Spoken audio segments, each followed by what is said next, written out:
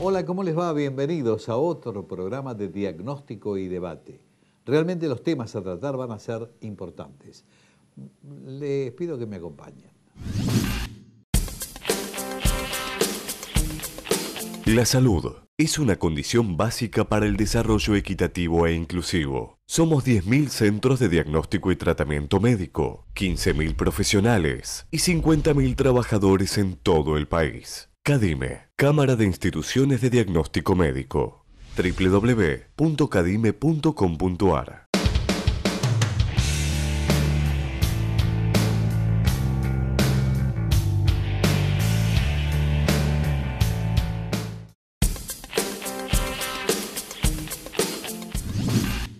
Ustedes saben que existen determinadas afecciones silenciosas que producen males muy graves en tanto y en cuanto no se descubren a tiempo o pueden tener efectos posteriores realmente perjudiciales para la salud. En este caso en particular estamos hablando de la salud de los ojos. Y uno de los males realmente trascendentes, de aquellos muy silenciosos, es el glaucoma.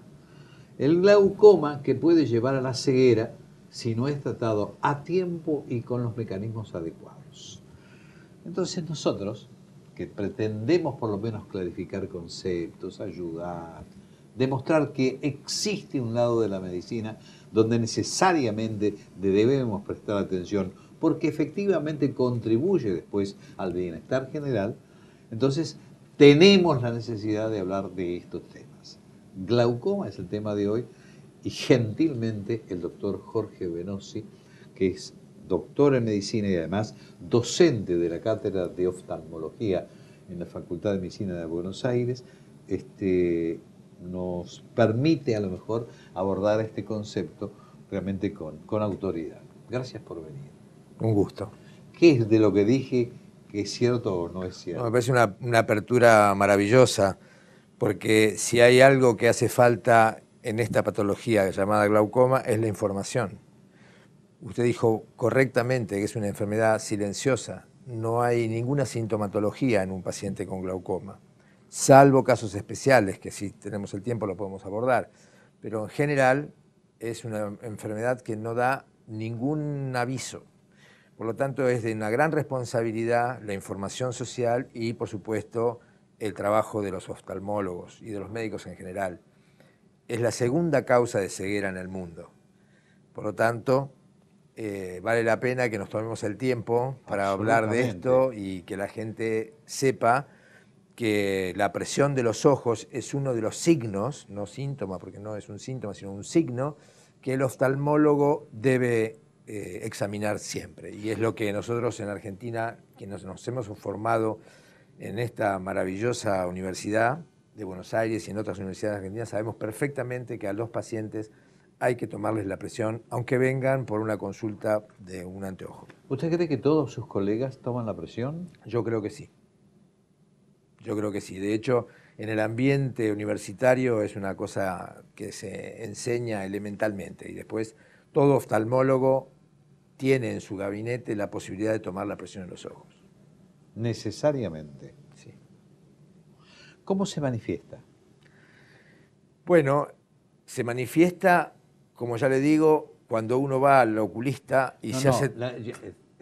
Está perfecto. Sí, entonces ahí el oculista puede ver dos cosas.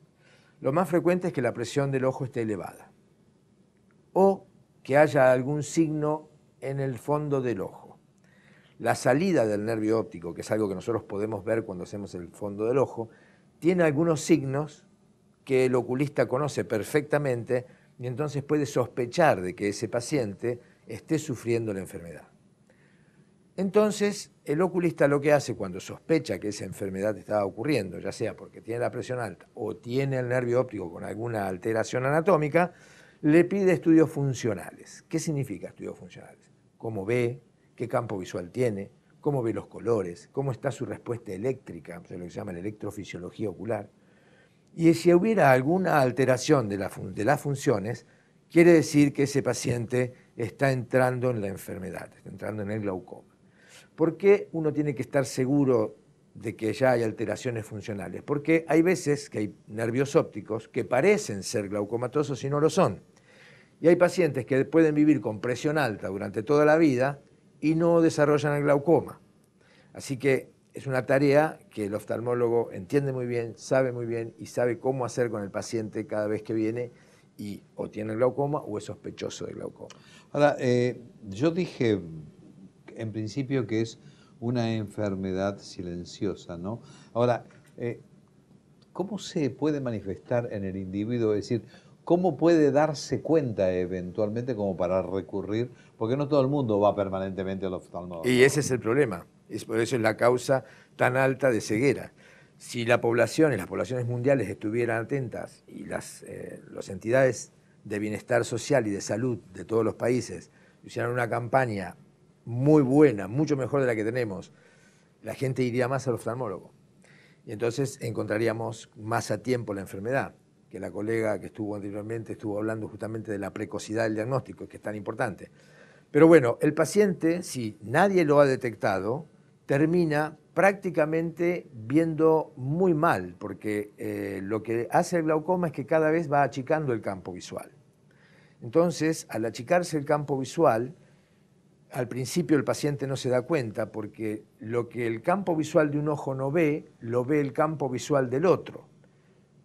¿Se entiende? Por lo tanto, el paciente tiene una afección del campo visual del ojo derecho a la derecha, pero el ojo izquierdo lo está viendo. Entonces, se da cuenta que está viendo muy mal y con un campo muy estrecho cuando ya al final de la enfermedad, cuando prácticamente ve como por 2 caños de escopeta. O sea, ve la parte central. Lamentablemente, como el glaucoma altera las células ganglionares de la retina, que es parte del sistema nervioso central, no tiene recuperación. Lo que se ha muerto, se ha muerto. Entonces, cuando nosotros hacemos el diagnóstico porque el paciente ya viene viendo mal, el paciente está en muy malas condiciones. Por supuesto que se pueden hacer muchísimas cosas para tratar de detener eso. Lamentablemente todavía no lo podemos curar. ¿No se cura? No.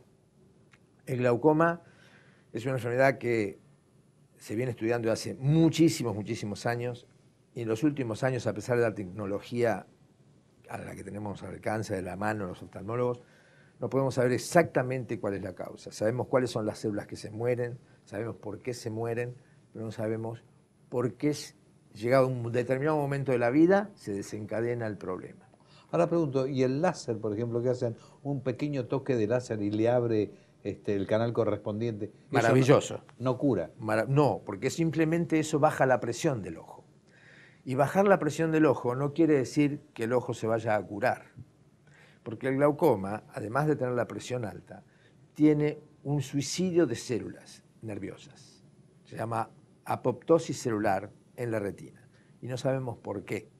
Por eso es que cuando nosotros tenemos un paciente con glaucoma, hasta no seguirlo un determinado tiempo, no sabemos qué pronóstico tiene. Porque hay pacientes que afortunadamente no matan todas sus células y hay otros que sí. Y es independiente de la presión ocular que tengan. O sea, hay pacientes con altísima presión que nosotros se la bajamos con medicamentos muy fácilmente, con unas gotas, y el paciente se queda estable. Otros que también les bajamos, pero no se queda estable. ¿Por qué? Porque se mueren las células ganglionares. Y no tenemos nada contra eso. Se ha estudiado muchísimo. La industria ha desarrollado productos que dicen que son neuroprotectores, gotas neuroprotectoras. En mi experiencia y en la experiencia de mucha gente que hace glaucoma sabemos que eso no es así. Pero la evidencia está en que cuando un paciente tiene un glaucoma muy severo no se lo podemos curar. Podemos detener su avance, podemos ser paliativos en el tratamiento, pero si el paciente tiene una genética con un glaucoma muy severo, se va a quedar ciego. Vamos a hacer una pausa comercial y después vamos a hablar de las distintas modalidades de glaucoma. ¿Cómo no? Ya volvemos.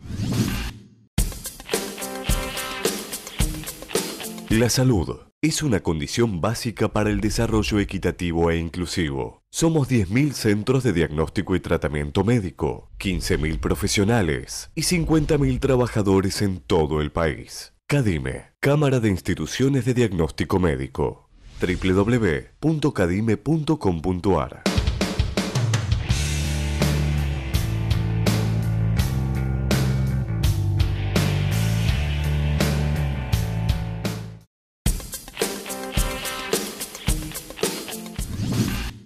Estamos hablando sobre uno de los temas realmente importantes en oftalmología, que tiene que ver con el glaucoma. Y gentilmente el doctor Jorge Venosi está explicándonos absolutamente todas las características de este mal, que según él es una de las causas más importantes de ceguera en el mundo. Entonces, creo que viene a cuento que clarifiquemos conceptos, que nos desasnemos en última instancia, como para saber cómo proceder, cómo manejarnos, ser preventivos. Y se me ocurre que así como cada 6 u 8 meses nos hacemos un chequeo general del aspecto del cuerpo, ¿por qué no también un chequeo general cada 6 a 8 meses con el oftalmólogo? ¿Qué le parece? Claro, perfecto. Sobre todo después de los 40 años. Después de los 40 años hay uno de los glaucomas que es el más frecuente, que se llama glaucoma crónico simple, y es ahí donde aparece, entre los 40 y los 60 años. Entonces, en esos periodos, el control anual al oftalmólogo tiene que ser. Habíamos hablado de las características, es decir, ¿qué tipos de glaucoma hay? Bueno, hay glaucomas desde la infancia hasta los últimos años de vida. Los glaucomas en la infancia se deben a malformaciones congénitas. O sea, hay un lugar donde el líquido debe filtrarse en el ojo, los líquidos que se forman en el ojo tienen que salir y están rellenados por una sustancia mesodérmica, o sea, una parte del tejido que no se reabsorbió en el feto. Entonces, el chico nace con glaucoma. Son chicos que son fácilmente diagnosticables porque tienen ojos muy grandes, como los ojos de los niños son muy extensibles, al aumentar la presión adentro se hacen ojos grandes y después traen un montón de cosas. El ojo, la córnea se pone, la superficie del ojo se pone un poco blanca, rápidamente uno se puede dar cuenta de eso y entonces es quirúrgico. Inmediatamente hay que retirar esos tejidos y hay que hacer unas cirugías filtrantes, o sea, es como destapar una bañadera o destapar una batea, una pileta. Usted me está hablando de esto y me estaba diciendo, entre líneas estoy viendo que a lo mejor puede ser hereditaria el glaucoma. Por supuesto, por supuesto. Todos los glaucomas tienen una base hereditaria, inclusive hasta los secundarios, ¿no? Que se llaman aquellos provocados por el corticoide. O sea, cuando nosotros usamos pacientes que usan corticoides en forma crónica, deben ser controladas la presión del ojo. Esa es mi tesis de doctorado, el glaucoma cortisónico experimental. O sea que los pacientes que cuando se les aplican corticoides durante largo tiempo hacen glaucoma, también tienen una carga genética. O sea que el glaucoma está ligado a la genética y a la familia y nosotros cada vez que encontramos un paciente con glaucoma revisamos a toda la familia, absolutamente toda la familia, porque es muy frecuente encontrar otros miembros de la familia que también tengan glaucoma. ¿Otras características de glaucoma? Bueno, entonces después está el glaucoma juvenil, que es un glaucoma que también tiene que ver con una malformación y con un depósito de pigmentos. Usted sabe que en el ojo nosotros tenemos mucho pigmento, primero en el iris, que es un diafragma para que el sol no lesione la retina, después en la coroides y después en la retina. O sea, hay mucho pigmento, se dispersa el pigmento en los jóvenes y tapa los lugares donde el humor acuoso, que es el líquido que forma el ojo y que da la presión en el ojo, no puede salir de ahí. Entonces, es muy frecuente que cuando un paciente joven tiene presiones altas, se deba a este tipo de glaucoma. Y después el glaucoma crónico simple, que es el que le hablaba de los 40 años en adelante, y después los glaucomas agudos. Los glaucomas agudos en los jóvenes generalmente son familiares, se dan a veces por alguna malformación en el ojo, y los más frecuentes glaucomas agudos se dan la gente por encima de los 80 años. Y eso es ¿por qué? Porque los pacientes con más de 80 años tienen un cristalino, o sea, una lente dentro del ojo, que es un poco más gruesa que lo normal, y eso suele tapar los lugares donde el líquido tiene que filtrarse. Entonces, de pronto aumenta muchísimo la presión, los dolores son muy grandes, son fuertes dolores, se puede confundir el cuadro con un problema vesicular o un problema gastroenterológico. Así que hay que estar muy atento cuando un paciente grande tiene un fuerte dolor de cabeza, tiene náuseas y vómitos, porque el glaucoma agudo da esa sintomatología tan alejada del ojo. Estábamos entonces con este tema fundamentalmente que tenía que ver con las características o las distintas posibilidades del glaucoma. Y se me ocurre una pregunta que tiene que ver un poco con esto que está ocurriendo en la actualidad, el estrés, es decir, todo esto que son motivos dentro del derecho del trabajo como elementos como para hacer juicios. ¿Tiene algo que ver también? ¿Influye en el glaucoma esto? Bueno, nosotros no hemos encontrado ninguna forma directa de relación del estado anímico o del estrés del paciente con el glaucoma. Por supuesto que sabemos que un paciente en un mal estado anímico o disarmónico, todos los síntomas y los signos se agravan, pero no es una relación directa como podría ser la hipertensión arterial o otras tantas que tienen que ver exactamente con el estado anímico, ¿no? Así que no hay una relación directa. Con esto me está diciendo entonces que tampoco la presión arterial del organismo no tiene nada que ver con la presión arterial de los ojos. No, no tiene nada que ver. En algunas situaciones puede ser importante, porque hay veces que la presión en el ojo es tan alta que la sangre no puede entrar en él. Hay un sistema de alta presión dentro del ojo que no permite que la presión arterial logre poner sangre dentro del ojo, lo que genera una isquemia. Entonces nosotros a veces necesitamos un poquito más de presión de lo normal para que ese ojo no sufra. Pero son relaciones bastante poco frecuentes, pero sin embargo, como todo en el organismo y como todo en el universo, todo tiene que ver con todo, ¿no es así? Claro, absolutamente, absolutamente. Ahora, realmente me han sorprendido dos o tres cosas de las que estuvimos hablando. Primero, que es hereditaria. Segundo, que es incurable, a pesar de que existen mecanismos, ¿no? Como operaciones, que ahora el láser hace maravillas, pero cuando el láser no hace maravillas, hay que operar directamente, hay que meter también, hay cristalinos también. Hay válvulas para poner. Pero quisiera que nos detuviéramos un minutito aquí porque no debemos alertar con respecto de que la enfermedad es incurable. O sea, la enfermedad se estabiliza con drogas. Correcto. Pero aquellos pacientes que lamentablemente tienen una genética que no nos permiten a nosotros frenar la muerte celular de la retina, esos son los pacientes en los cuales no podemos hacer nada. O sea que la enfermedad es incurable en aquellos pacientes que la genética es para que se mueran sus células retinianas, no en todos los glaucomas. Los glaucomas, afortunadamente, la mayoría, cuando son detectados precozmente, se puede mantener la presión normal. En esos pacientes no se van a morir células si la genética no está determinándolo y no hay ningún problema, se puede vivir toda la vida con el glaucoma. ¿Y o sea ¿por qué las válvulas? Bueno, las válvulas es cuando nosotros le damos gotas al paciente y no logramos que baje la presión. Le hacemos láser al paciente y no logramos que baje la presión. Lo operamos una vez y no baja la presión. Bueno, es un momento de ponerle una válvula. ¿Qué significa poner una válvula? Se deja un cañito dentro del ojo para que el líquido vaya directamente a un recipiente. Y eso hace que haya un segundo lugar en el ojo donde hay líquido. Y eso mantiene la presión mucho más baja, es mucho mejor. Y no pierden la visión. Bueno, no pierden la visión. Se va disminuyendo nada más. Dependen del estado que esté en el momento que uno hace ese tipo de intervenciones. Si el paciente está muy mal, lo vamos a dejar igual. Si el paciente está muy bien, lo vamos a dejar igual. O sea, nosotros cuando operamos un paciente de glaucoma, lo que hacemos es normalizarle la presión ocular, pero no curarlo. Lo que ya tiene perdido en su retina, no lo podemos recuperar. ¿Se entiende? Lo mismo es que cuando empezamos un tratamiento con gotas y logramos estabilizarlo al paciente, lo que perdió de funciones visuales, no lo podemos recuperar.